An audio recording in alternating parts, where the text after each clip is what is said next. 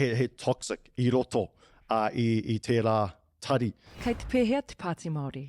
Ka ohopia etahi e nei kōrero e rangi kua roa I roto I taku ngākau me taku puku e koro pupu ana. Kua kite ke pēr tātou I ngā raru, e hanga pihi ake ana.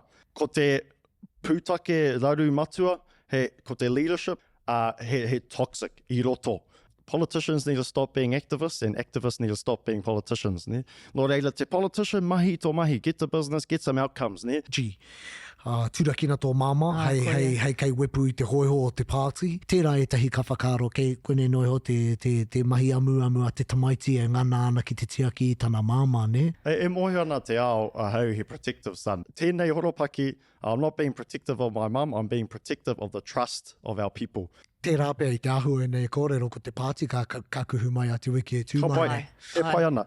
Mehe mea etahi kei waho e hakarongo ana, ka hore he whakaikiwaki kōrero, it will make my day, mehe mea koutou ka tuku I ērā kōrero ki te ao. I te mea hore kau e haki au, ko te mea nui e kōrero politics ana tātou.